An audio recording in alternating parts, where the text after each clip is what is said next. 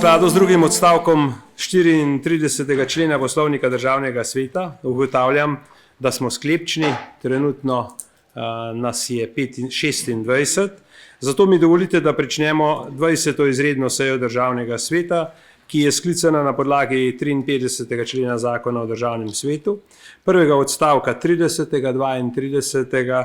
in 75. člena Poslovnika Državnega sveta. Prav tako ugotavljam, da so se za današnjo sejo opravičili državni svetnik Leopold Pogačar, državni svetnik Bojan Borovnik, državna svetnica Jasmina Opec-Voroš, državni svetnik Gregor Korene, državni svetnik Aleš Pulko in pa državni svetnik Peter Dermol. O sklicu seje sem obvestil predsednico Državnega zbora magistrico Urško Klakočar Zupančič in predsednika Vlade Republike Slovenije dr. Roberta Goloba. Na sejo smo povabili magistra Franca Propsa, ministra za javno upravo, Matejo Čalušić, ministrico za kmetijstvo, gozdarstvo in prehrano. S sklicem izredne seje ste 30.9. prejeli tudi dnevni red. In sicer prvič, predlog odložilnega veta na zakon o spremembah in dopolnitvah zakona o splošnem upravnem postopku. Naknadno sem danes popoldne prejel tudi pobudo Komisije za kmetijstvo, gozdarstvo in prehrano za sprejem odložilnega veta na zakon o spremembah in dopolnitvah zakona o gozdovih. V skladu z že prej navedenim 75a členom Poslovnika Državnega sveta, ki določa, da se predlog odložilnega veta uvrsti na dnevni red brez razprave in glasovanja, ugotavljam, da se prvotno predvideni dnevni red seje samodejno razširi s točko. Drugič, predlog odložilnega veta na zakon o spremembah in dopolnitvah zakona o gozdovih. Posledično se prečiščen dnevni red 20. izredne seje Državnega sveta glasi, tako kot je razvidno iz projekcijskega platna. Prehajamo na prvo točko dnevnega reda in sicer predlog odložilnega veta na zakon o spremembah in dopolnitvah zakona o splošnem upravnem postopku. Lepo pozdravljam magistra Franca Propsa, ministra za javno upravo. Državni zbor je zakon sprejel na 34. seji 25. septembra. Po elektronski pošti ste ga prejeli še isti dan, priložen pa je tudi gradivo za današnjo sejo. S sklicem izredne seje ste 30.9. prejeli tudi predlog odložilnega veta skupine državnih svetnikov z mano kot prvopodpisanim. Predlog zahteve Državnega sveta, ki je pripravljen na podlagi prej omenjenega predloga, ste prav tako prejeli po elektronski pošti s sklicem današnje seje. Predlog odložilnega veta je obravnavala pristojna komisija za državno ureditev, poročilo komisije ste prejeli že pred sejo. Prosim, da morebitne amandmaje vložite v pisni obliki, zdaj pa mi dovolite, da vam v imenu predlagateljev obrazložim vsebino predloga odložilnega veta.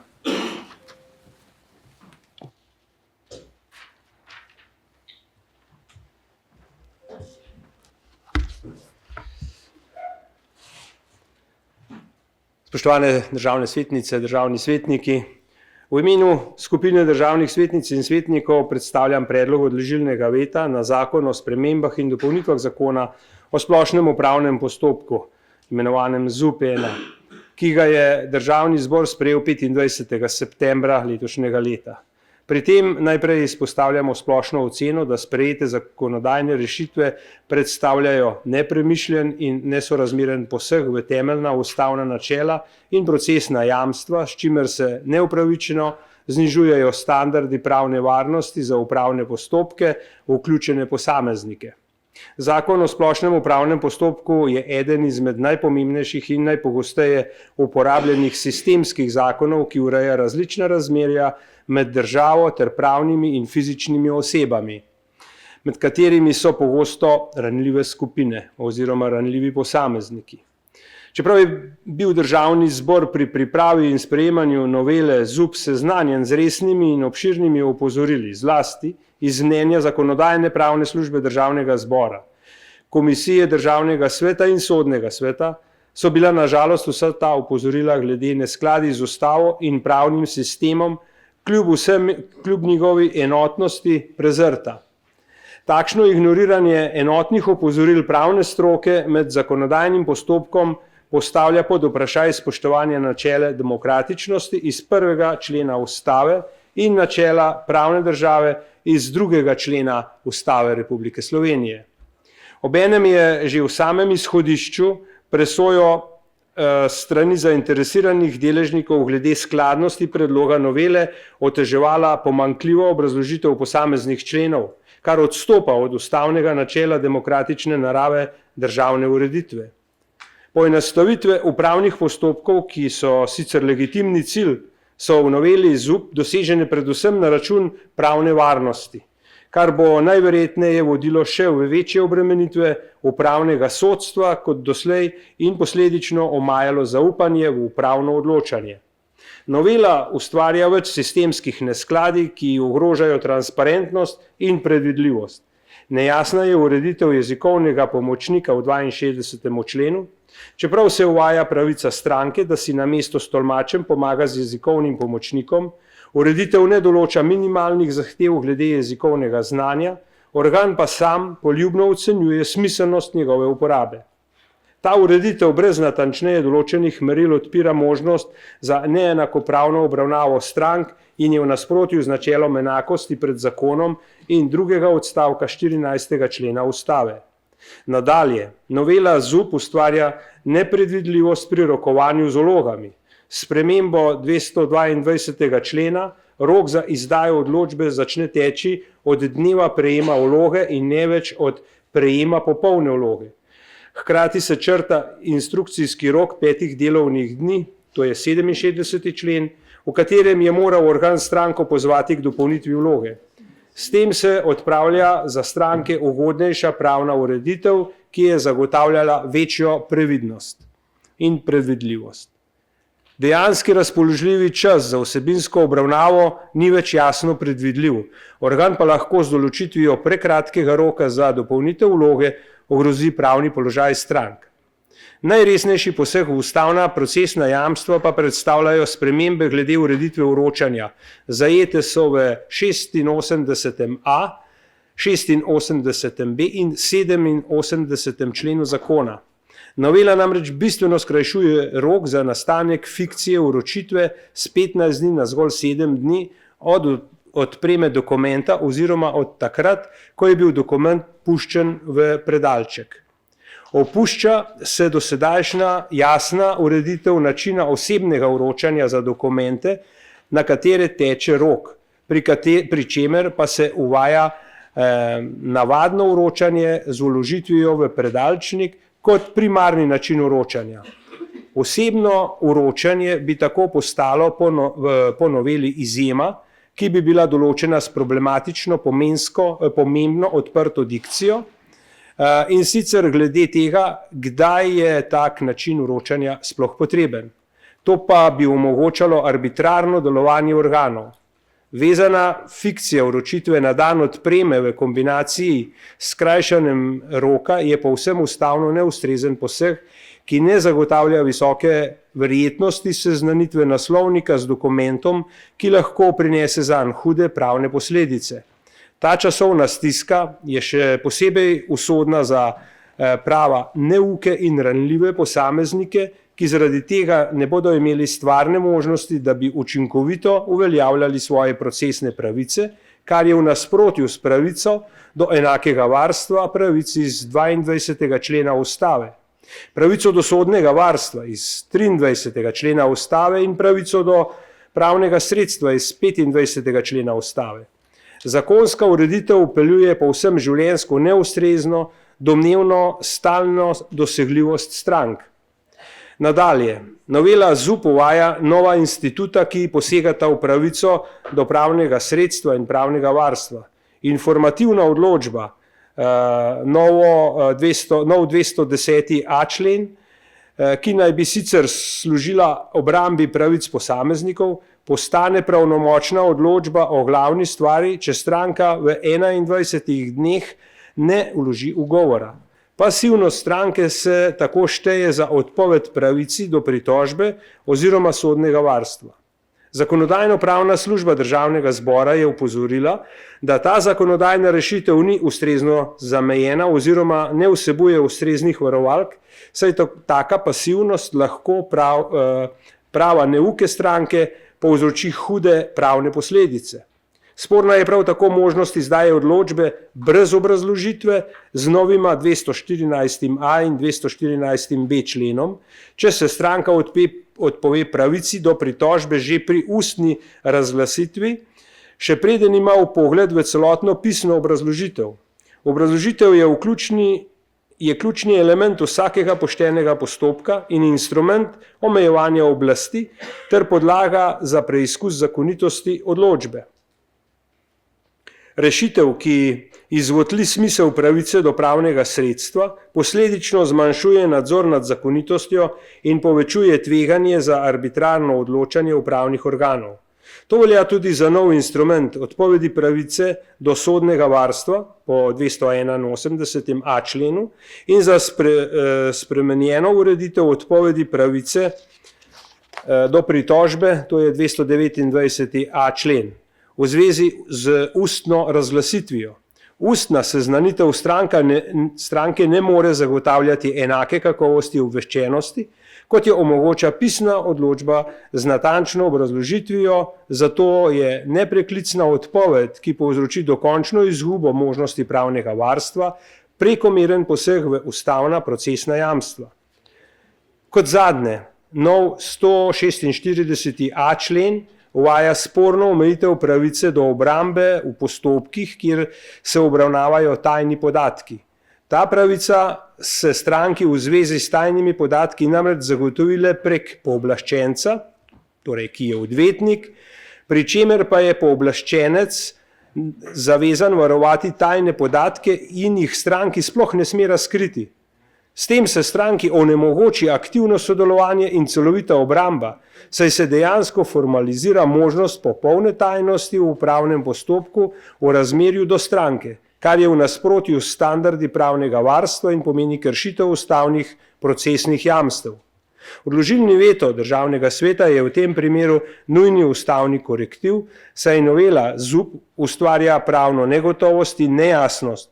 S tem, ko prenaša breme pospeševanja postopkov na stranke, ki so že tako ali tako v šibkejšem položaju kot oblastni organi. Na podlagi številnih sistemskih, strokovnih in ustavno pravnih pomislekov predlagamo, da Državni svet sprejme predlog odložilnega veta na zakon o spremembah in dopolnitvah zakona o splošnem upravnem postopku ZUP, zato da se prepreči uveljavitev teh spornih rešitev in omogoči nadaljevanje javne in strokovne razprave za pripravo ustavno skladne in sistemsko bolj ustrezne ureditve.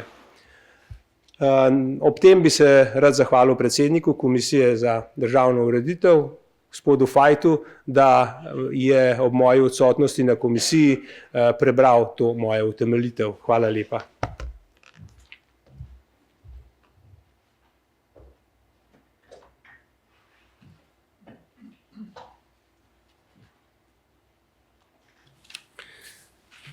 Gospod minister, beseda je vaša, če želite obrazložiti predlog zakona. Hvala.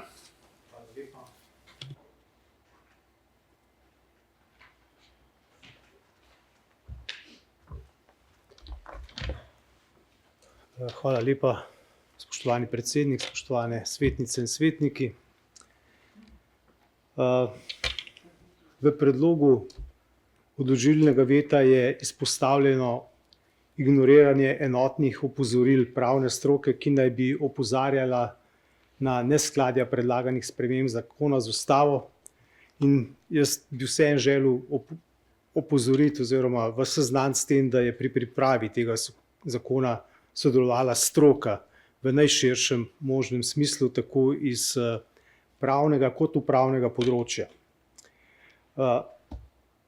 Ministrstvo za javno upravo je kot predlagatelj zakona obema tema poslalo obširno pojasnilo, to se pravi službi Državnega zbora za pravne zadeve in pa Sodnega sveta, ter To pojasnilo je bilo tudi objavljeno na spletni strani Državnega zbora, ga pa žal predlagatelj veta iz meni nerazumljivih razlogov ni niti v delu povzel ali upošteval.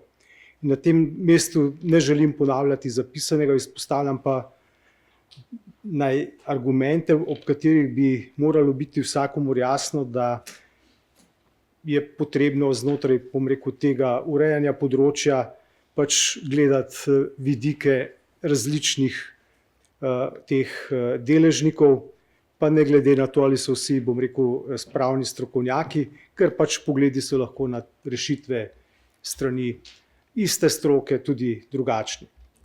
V predlogu za veto se prereka vzpostavitev tako imenovanega jezikovnega pomočnika, osebe, ki stranka upravnega postopka zaupa, da ji bo pomagala pri komunikaciji z uradno osebo organa, ker ne razume uradnega jezika. Z jezikovnim pomočnikom se uresničuje ustavna pravica do spremljanja postopka v svojem jeziku in jaz mislim, da bi morala, ni dolžna država pa za zagotavljanje te pravice brezpogojno postavljati le uradnega tolmača, saj bi s tem celoten postopek lahko bistveno, bom rekel, otežili in pa seveda tudi za tistega, ki je v tem postopku udeležen kot šibkejša stran, tudi naredili manj, bom rekel, dostopnega oziroma sprejemljivega. Očita se poslabšanje pravnega položaja strank, ker se spreminja tek roka za izdajo odločbe. Trdimo, da ima očitek spremembe tega teka nasproten očitek, kot je očiten. Danes stranka ne ve, kdaj je začel teči rok, še manj, kdaj se je iztekel, ter posledično kdaj lahko vloži pritožbo zaradi molka. Tako da tega tudi neredko ne vejo niti organi in jasnost norme oziroma pravnega položaja je zato nujna, če govorimo o skladnosti z ustavo. Glede vročanja zaradi skrajšanja roka za nastanek fikcije se očita poseg v ustavno pravico do enakega varstva. Ustavna pravica terja, da je vsak seznanjen z aktom organa. Sprememba zakona temu v celoti sledi, če nekoga išče vročevalec in mu poskuša vročiti dokument, če dokument pusti v hišnem predalčniku, če ima nekdo dokument v elektronskem predalu, ni mogoče trditi, da mu ni bila dana možnost seznanitve. Navaja se, da je rok prekratek. Takšno stališče povsem prezre enako ali celo manj ugodno ureditev v posameznih zakonih že sedaj, recimo v zakonu o upravnem postopku, pa še bi lahko našteval. S tem, da je treba omeniti, da v primerljivih državah, s katerimi se želimo primerjati, ta zakon o fikciji seznanitve, ta rok o fikciji seznanitve je v Nemčiji na primer 4 dni, pri nas je 7 dni, s tem, da je v predlogu zakona 7 dni, s tem, da je rok za pritožbo podaljšan iz 15 na 21 dni. Pavšalno se očita konfuznost med vročanjem v hišni predalčnik in tako imenovanim osebnim vročanjem. Treba je vedeti, da je pri vročanju bistveno, ali je naslovniku omogočena seznanitev z dokumentom. Zakaj bi vedno vročali na dražji način, če to ni potrebno, recimo pri pozitivni odločbi, če isti učinek dosežemo na bolj enostaven, prijazen in še hkrati cenejši način. Kdaj je nekaj potrebno, težko določa zakon, vedno pa to lahko stori uradna oseba. Možnost izbire načina upravljanja procesnega dejanja, tukaj vročanja v konkretnem primeru, je v procesnem pravu običajna, zato o arbitrarnosti glede tega težko govorimo. Očita se, da navadno vročanje povzroča visoko tveganje za zamudo roka. Spet bi lahko opozorili na pravila zakona o upravnem postopku in zakona o kazenskem postopku.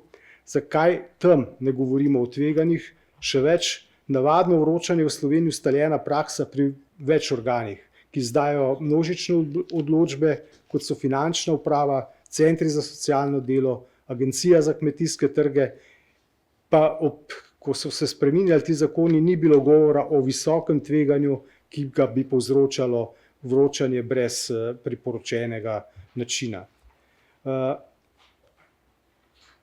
V predlogu veta je tudi zapisano, da odločba brez obrazložitve izvotli smisel pravice do pravnega sredstva. O tem, da govorimo o pozitivnih odločbah, s kateremu se zahtevku ugodi, in pravno urejeni možnosti vsakokratnega zahtevanja odločbe z obrazložitvijo, če je stališče pravno in dejansko, je tako stališče pravno in dejansko neosnovano. Spet lahko opozorim na to, da nekateri zakoni, na primer zakon o tujcih, že ves čas predvidevajo izdajo dovoljenj brez obrazložitve, pa se nikomur ne poraja vprašanje poseganja v pravice do pravnega sredstva, pri čemer ti zakoni sploh ne predvidevajo možnosti pridobitve odločbe z obrazložitvijo. V takih primerih nihče ne prepozna tveganja za nadzor nad zakonitostjo in arbitrarnim odločanjem. In se postavlja vprašanje, zakaj se delajo razlike v tem konkretnem primeru. Morda še glede pritožbe in sodnega varstva. Očita se odpoved pravici do pritožbe in sodnega varstva. Govorimo o svobodni odpovedi dvem pravicam, zato da stranke prej dosežejo pravnomočnost in izvršljivost. Odpoved pravici do pritožbe je v upravnem postopku že več kot 15 let in se izvršuje brez nevarnosti za pravno varnost. Zakaj bi bilo sedaj v ZUP-u to lahko, ker je na isti način se praktično ureja, lahko problem, in mislim, da ta pravica do pritožbe v sodnem postopku sploh ni sporna. Glede seznanitve s tajnimi podatki smo mnenja, da je potrebno zaščititi interese države v primerih, ko govorimo o tajnih podatkih, s katerimi bi se seznanjali, udeleženci v teh upravnih postopkih, ki niso nujno, tisti, ki bodo take tajne podatke varovali z potrebno stopnjo zahtevane varnosti, da se ne izdajo nekatere, stvari ali pa informacije, ki so pomembne za državo. In v tem primeru smo predvideli, da v takih primerih o vrsti tajnih podatkov seznanjamo pooblaščenca tega, ki je v upravnem postopku udeležen. Fikcija je bila tudi omenjena pozitivne odločitve v primeru molka organa.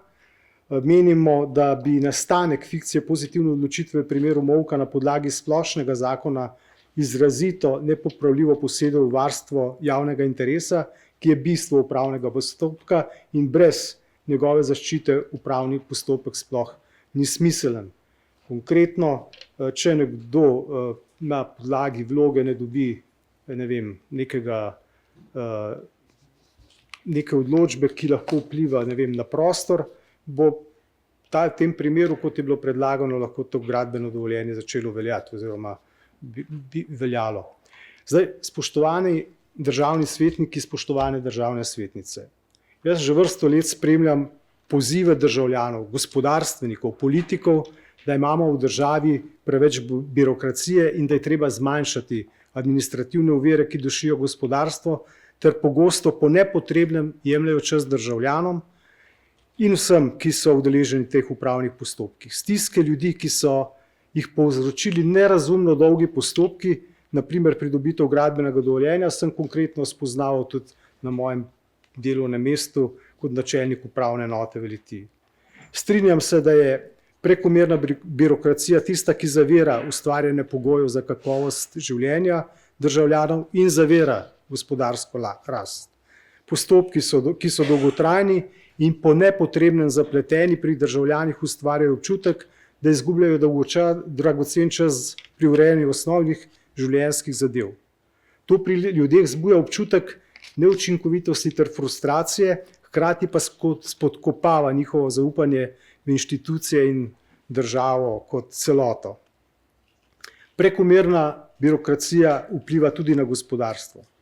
Podjetja se zaradi pretirane regulacije in zahtevnega administrativnega okolja soočajo z večjimi stroški poslovanja, počasnejšim odločanjem ter manjšo fleksibilnostjo pri inovacijah in vlaganjih. Nekateri se celo odločijo za selitev podjetij v tujino. S tem Slovenija izgublja investicije, prostor za inovacije ter delovna mesta. Posledično se seveda zmanjšuje tudi konkurenčnost slovenskega gospodarstva. Skoraj 2 leti, odkar sem nastopil funkcijo ministra za javno upravo, in lahko vam zagotovim, da ob pozivih za zmanjšanje nepotrebne birokracije ne stojimo križem rok. Lotili smo se dela na ministrstvu, analizirali in poskušali ugotoviti, kje lahko izboljšamo zakonodajo, tako da bodo upravni organi lahko bolj učinkovito odločali, ter da bodo postopki hitrejši in posledično stranke bolj zadovoljne. Torej, da bi pri državljanih in podjetjih omilimo te občutke neučinkovitosti, ki sem jih prej naštel. In pripravili smo to novelo zakona o splošnem upravnem postopku, ki sem jo vam, državnim svetnikom in svetnicam, s mojimi kolegi že predstavili in ki so jo poslanci prejšnji četrtek tudi sprejeli. Naj še enkrat povzamem, da je osrednji cilj spremembe zakona vzpostavitev pravnih podlag za to, da bodo upravni organi lahko učinkoviteje in hitreje vodili upravne postopke, da bodo posledično stranke hitreje prejele upravno odločitev, da bodo upravni organi optimizirali svoje delovanje, in iskreno verjamem, da bodo te spremembe, ki so predlagane v zakonu, prispevale k večjemu zadovoljstvu, varnosti strank ter k dvigu ugleda in konkurenčnosti države. Nekaj stvari, ki jih prinaša, 5 jih bom naštel. Prvič, novela prinaša številne nujne poenostavitve postopkov. Več digitalizacije, kot je možnost vlaganja vlog v elektronski obliki in elektronsko vročanje za poslovne subjekte, samodejno izdajanje potrdil iz uradnih evidenc, možnost izdaje odločbe brez obrazložitve, kjer ta ni smiselna, in hitrejše vročanje dokumentov, da državljani ne bodo več odvisni od odpiralnega časa pošt.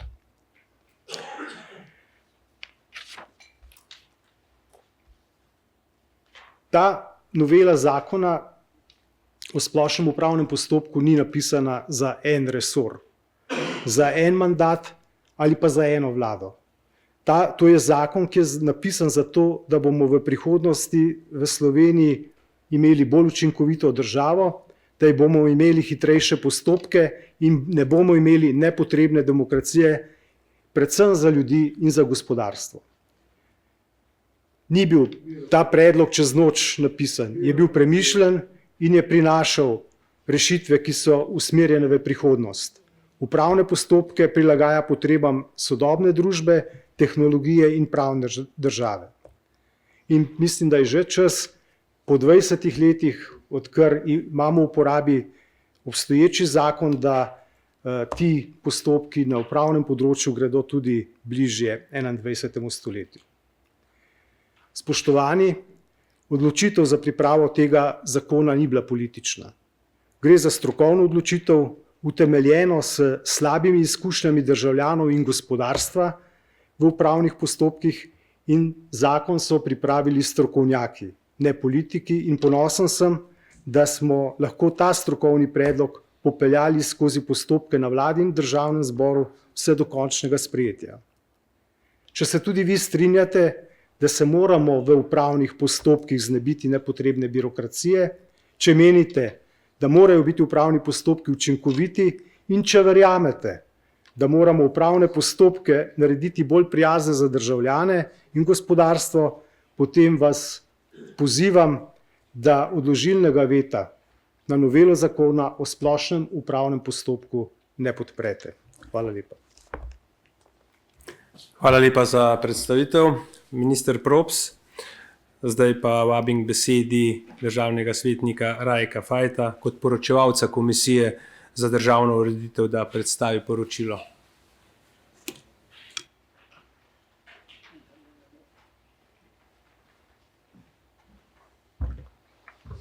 Spoštovani predsednik, hvala za besedo. Spoštovane kolegice, kolegi, torej Komisija za državno ureditev je na svoji 47. seji 1.10. obravnavala predlog odložilnega veta za zakon o spremembi in dopolnitvi zakona o splošnem upravnem postopku, ki ga je v obravnavo Državnemu svetu predložila skupina državnih svetnikov s prvopodpisanim Markom Lotričem. Komisija podpira predlog odložilnega veta. Hvala lepa.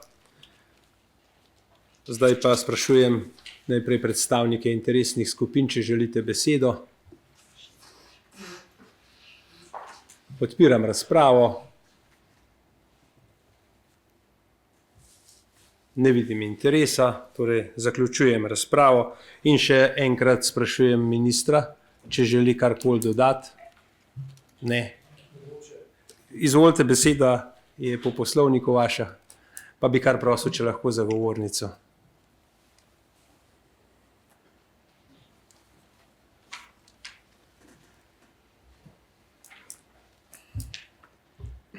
Mogoče samo to, da bolj ponazorim, zakaj smo mnenja, da je potrebno ta zakon o splošnem upravnem postopku, ki je sistemski zakon, v resnici spraviti z to novelo na en nivo višje in ga narediti bolj sodobnega.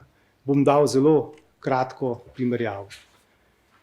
Če jemljemo zakon o splošnem upravnem postopku kot operacijski sistem na vaših telefonih, za katerega dobite, bom rekel, vsake toliko časa poziv, da ga posodobite, je tukaj zelo podobna situacija. Mi posodabljamo zakon, ki bo omogočil, da bodo vse tiste stvari, ki jih potem lahko uporabljate v vaših telefonih, kot so različne aplikacije, delujejo bolj uspešno in z manj zastoj. In če tega zakona ne sprejmemo, oziroma če boste ta odložilni veto, predlog za odložilni veto podprli, potem seveda se srečamo s tem, da bomo imeli daljše čase pri izdaji gradbenih dovoljenj, veliko več administriranja, popolnoma po nepotrebnem, po naši oceni to tudi naslavlja ta zakon, in vedno bomo v resnici dolžni kot tisti, ki smo se odločili, da teh rešitev ne sprejemamo, svoje račune seveda polagati državljanom. Jaz sem prepričan, da vi kot zastopniki interesnih skupin v tem državnem svetu ne zastopate takšnih rešitev, ki bi oteževale tistim, ki jih zastopate, vsakdanje delo in pa tudi udejanjenje tistega, kar je njihovo poslanstvo oziroma njihov cilj. Tako da, kot sem že rekel prej, jaz vas pozivam, da odložilnega veta ne podprete. Hvala. Hvala lepa. Torej, še sam bi nekaj dodal.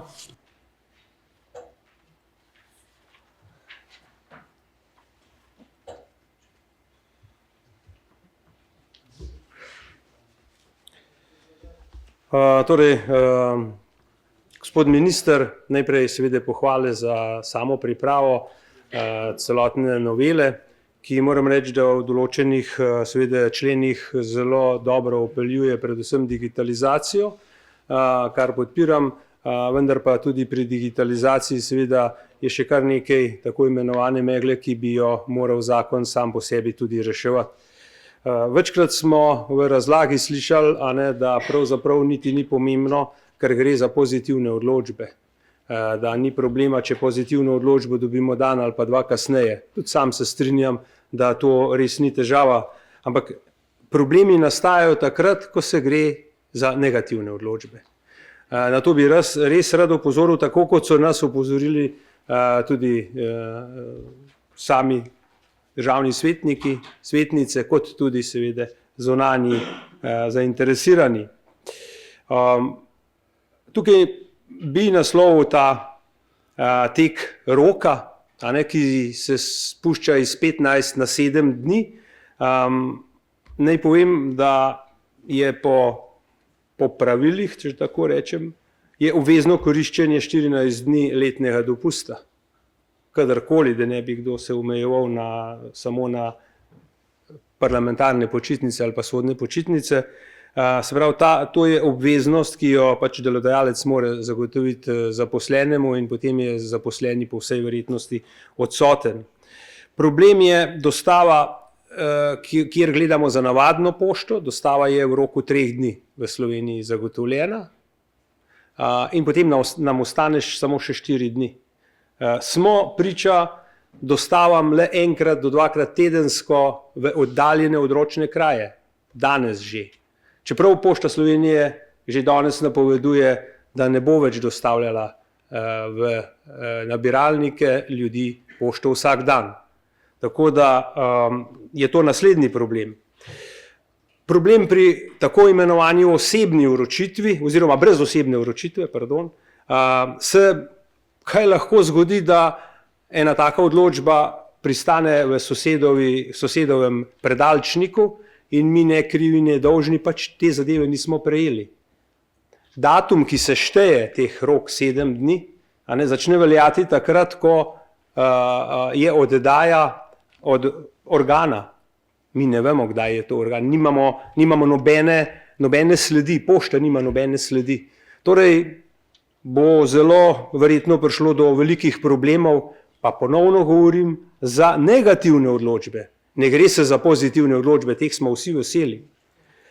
In pa govorite o pozitivnih oziroma pozitivnih odločitvah za gospodarstvo, za državljane. Tudi sam se strinjam, da je potrebno težiti k temu, pa vendarle, ko začnemo najprej skrajševati roke, poudarjam zopet pri negativnih, ko začnemo skrajševati roke na način zmanjševanja pravic podjetij, zmanjševanja pravic posameznikov, ne gledamo pa na to, da sam postopek izdaje gradbenega dovoljenja traja za manjše, za manjše zadeve, objekte do 6 mesecev, za večje pa od 18 mesecev do 24 mesecev, potem vemo, kaj pomeni 7 dni. Dejansko 7 dni v tem primeru res ne pomeni veliko, pomeni pa veliko, če gre odločba negativna na naslov. Tako da iz tega mesta bi vam samo rad zaupal to, da si gospodarstvo in ljudje želijo in želimo hitrejšega, bolj učinkovitejšega dela, z manj birokracije. Ne želim to, da ljudje morajo hitreje delati za okenčkem, ampak da se birokracija zmanjša. Tako da s tem bi tudi zaključil in pa verjamem, da spoštovane državne svetnice in svetniki bomo ta veto podprli. Hvala lepa.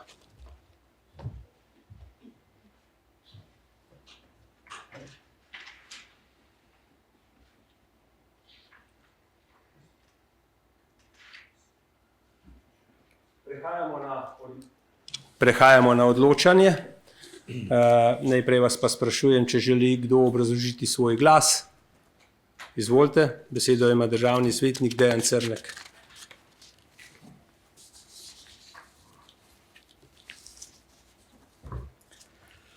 Spoštovani predsednik, kolegice, kolegi, gostje, lep pozdrav. Spet je ta dilema kot vedno, pač nek zakon je nastajal, skupina ljudi je to pripravljala. Najlepša hvala tudi gospodu ministru, da je sam prišel pred svetnice in svetnika državnega sveta, ker to se mi zdi vedno treba povedati in je lahko iz prve roke smo slišali, zakaj je bilo to narejeno. Jaz njegove argumente tudi prebral sem obrazložitev, ki je bila takrat poslana, sprejemam. Gospod minister je bil, kot je povedal sam, tudi vodja upravne enote, načelnik v Litiji, tako da prav gotovo dobro pozna stvari. Druga plat je, ki jo mogoče danes nismo omenili, so tudi, delno se je omenila, ampak ne v tem smislu, da ta zakon verjetno tudi pomaga zaposlenim, kot na vseh področjih, tudi tukaj primanjkuje zaposlenih, ki so zelo obremenjeni za vsem tem, kar je bilo povedano, našimi zahtevami. In enostavno je ta zakon tudi korak v to, da se tudi njih razbremeni. Zato, ker je na vse povedano, kar je bilo argumente tudi ministra, bom jaz ta veto, pač ga ne bom podprl. Hvala lepa za obrazložitev glasu. Želi še kdo? Ne. V redu. Torej, prehajamo na odločanje. Glasovanje poteka. Glasujemo.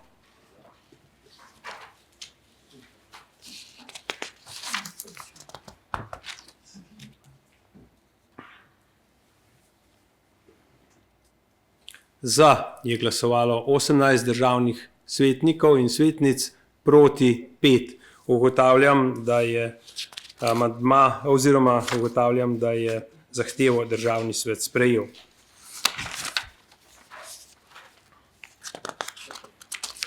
Zahvaljujem se ministru in sodelavcem. Minister, če želite, lahko ostanete na seji še naprej.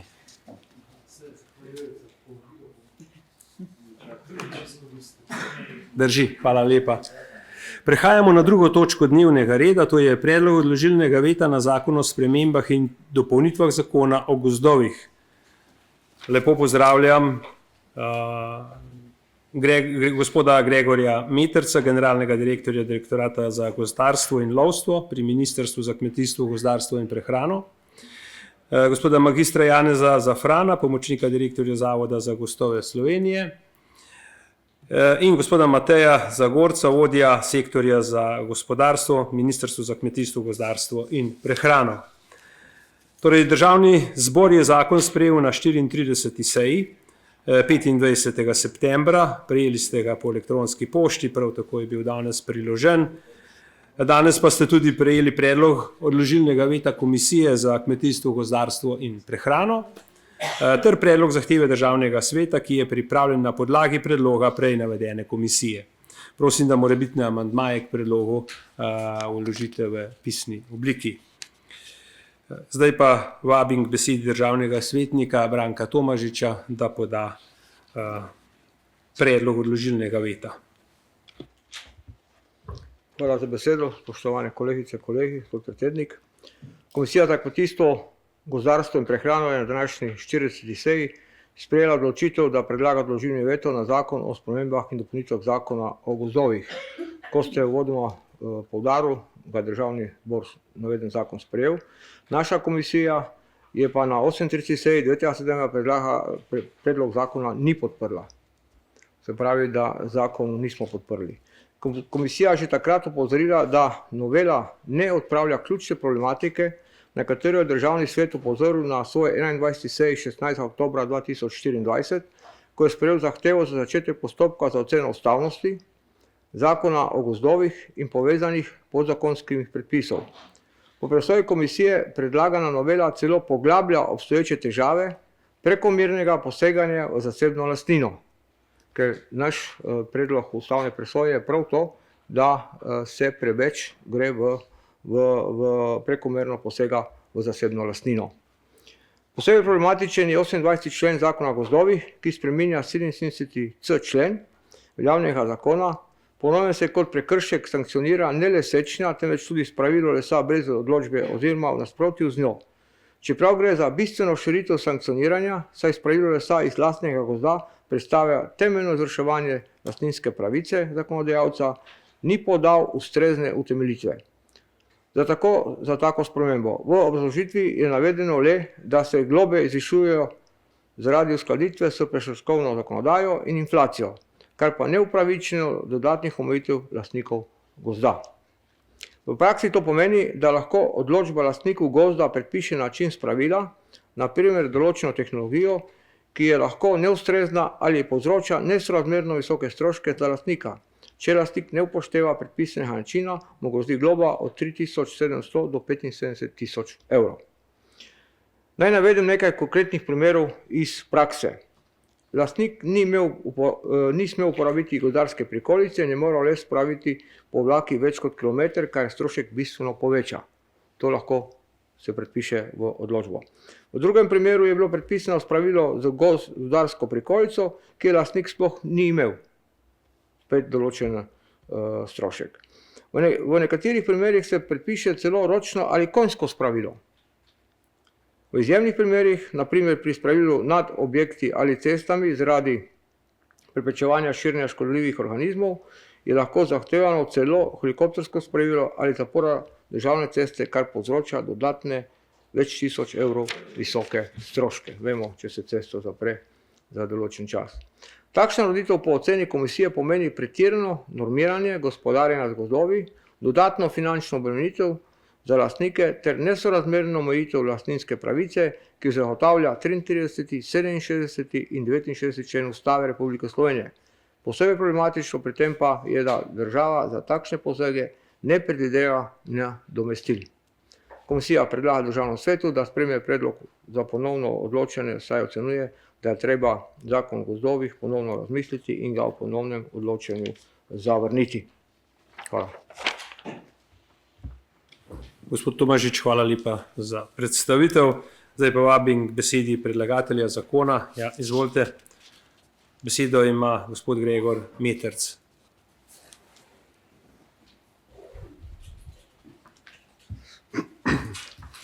Spoštovane državne svetnice, spoštovani državni svetniki, spoštovani predsednik, hvala za besedo.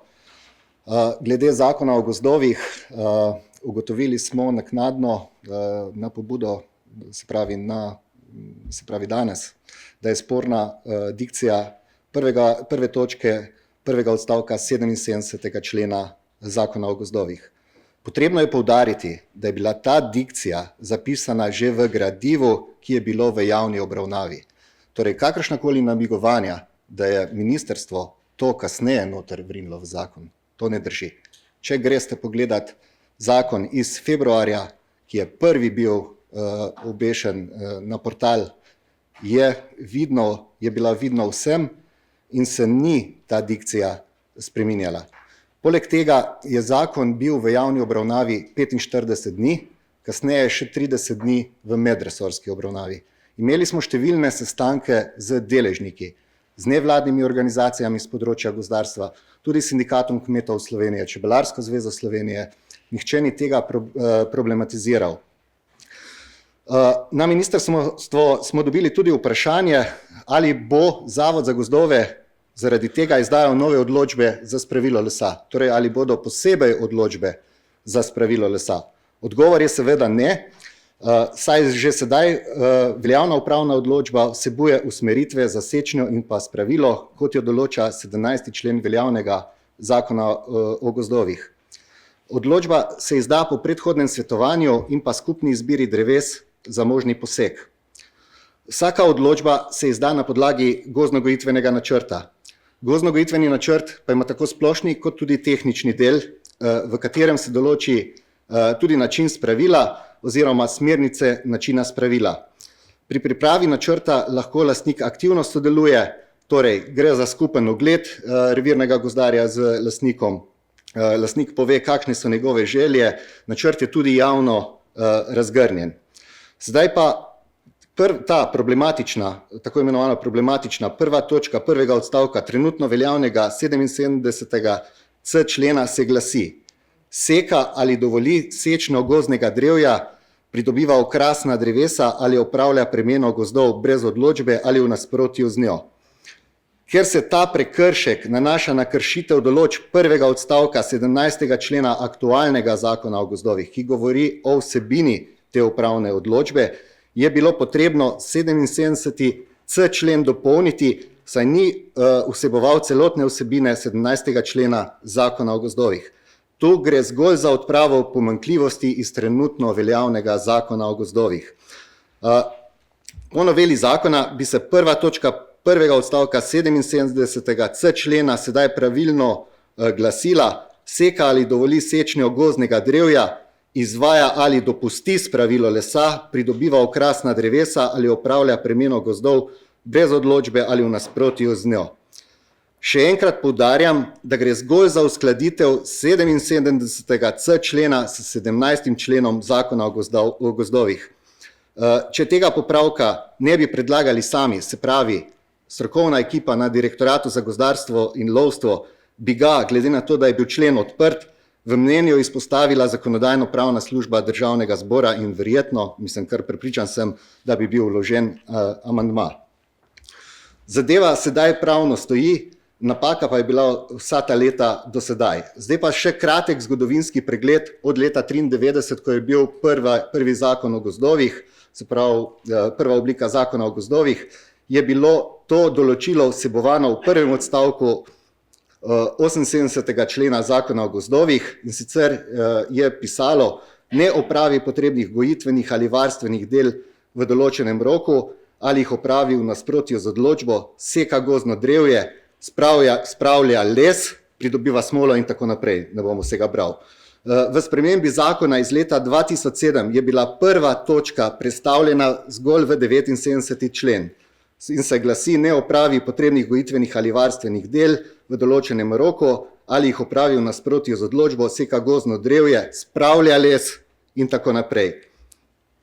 V spremembi zakona iz leta 2014 pa je bila ta prva točka prestavljena v 77. člen, in se je glasila: seka gozdno drevje, pridobiva okrasna drevesa ali opravlja premeno gozdov brez odločbe ali v nasprotju z njo. Izpadlo je spravilo lesa. Spremembo zakona o gozdovih leta 2014 se je očitno zgodila napaka in je bilo spravilo izpuščeno, kar je sedaj popravljeno, in 77. člen in 17. člen zakona o gozdovih sta skladna. Zdaj pa mogoče samo za državne svetnice in svetnike, zakaj je tako pomembno, da govorimo o spravilu.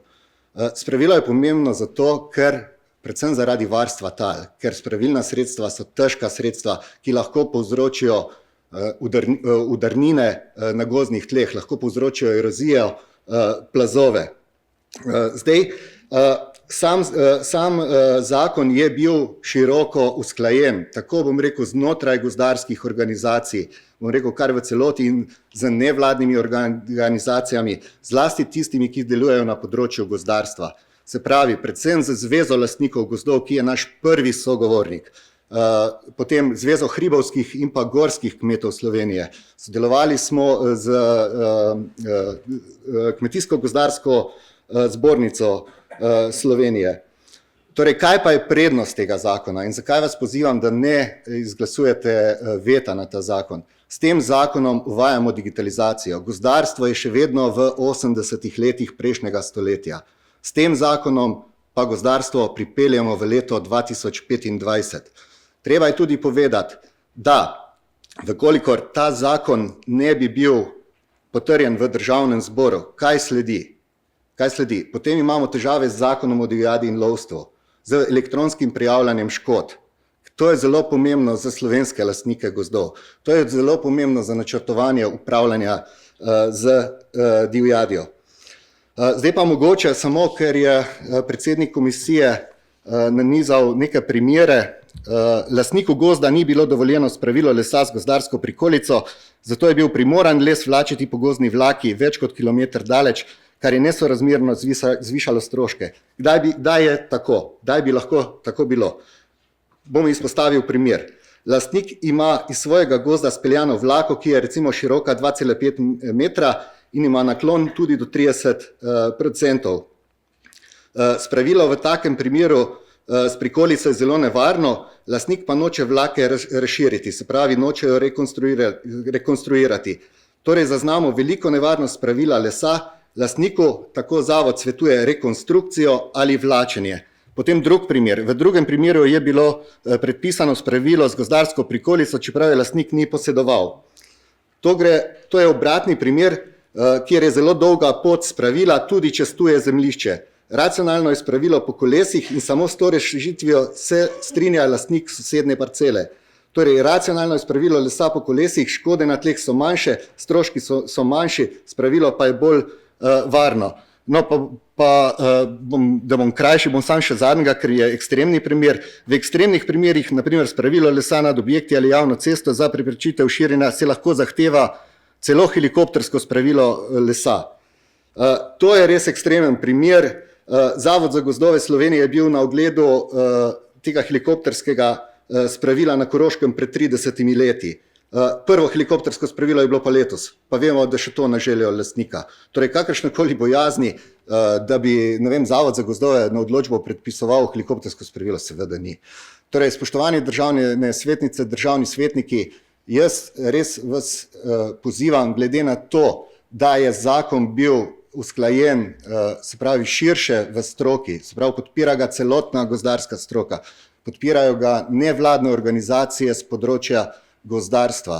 Sedeli smo na ne vem koliko sestankih z nevladnimi organizacijami, šli smo od člena do člena in tudi tega famoznega 77c člena ni nihče tako do včeraj izpostavil. Tako da, hvala lepa. Hvala. Gospod Meterc, hvala lepa za vašo razpravo oziroma predstavitev. Tako da sprašujem interesne skupine oziroma vodje interesnih skupin, če želite besedo. Odpiram razpravo in potem tudi zaključujem. Vabim pa oziroma sprašujem državnega svetnika Branka Tomažiča za dodatno obrazložitev.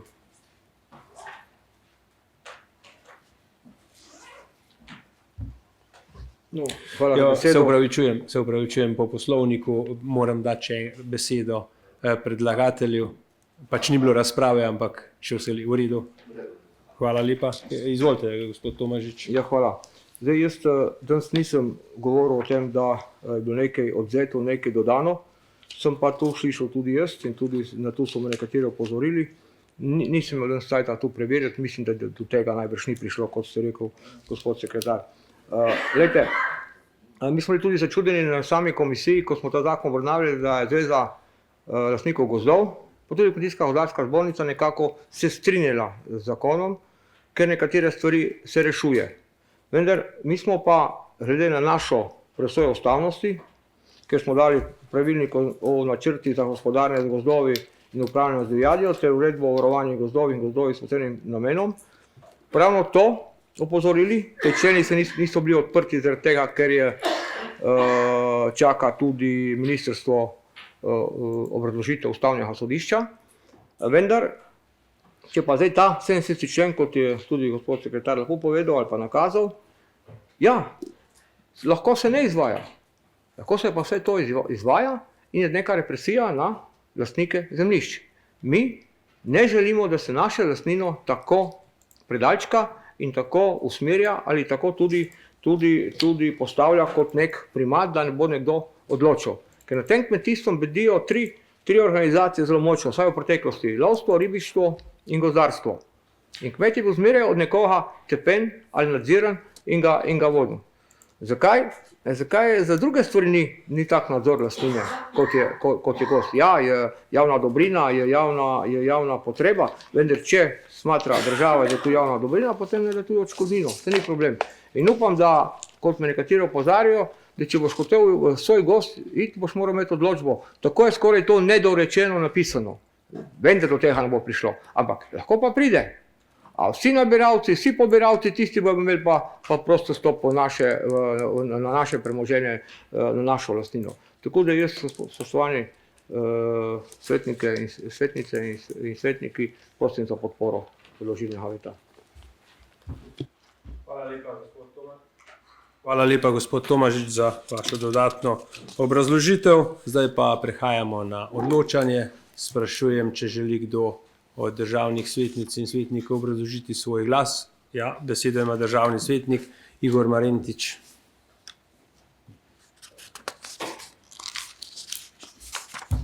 Hvala, gospod predsednik, kolegice, kolegi, dragi gostje.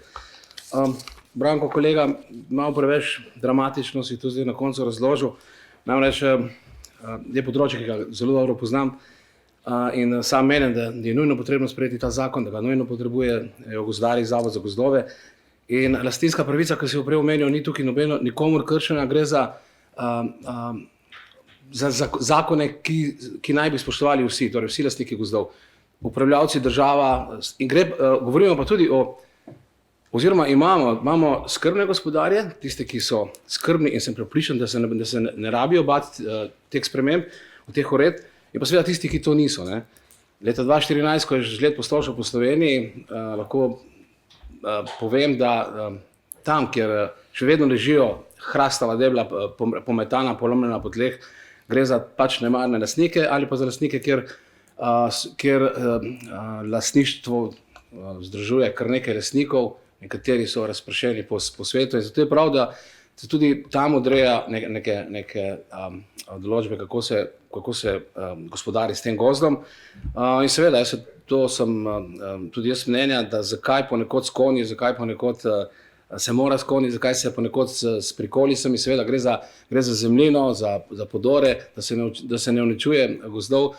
Tako da jaz mislim, da res so lastniški, pa ne govoriti, kdo sme po gobe, pa kdo ne, pusti ljudi, naj si nabere 100 kilo gob, ne, ampak naj skrbijo kot dobri gospodari za te gozdove, pa sem prepričan, da ne bodo imeli takih dramatičnih težav, da bodo morali posegati po pomoči helikopterski in tako naprej in tako naprej. Tako da jaz bom glasoval proti. Hvala. Hvala lepa, gospod Marentič. Sprašujem naprej. Želi še kdo obrazložiti svoj glas? Ne, v redu. Hvala lepa. Torej, prehajamo na glasovanje. Na predlog zahteve oziroma na glasovanje dajem predlog zahteve Državnega sveta, da Državni zbor ponovno odloča o zakonu o spremembah in dopolnitvah zakona o gozdovih. Glasujemo. Glasovanje poteka.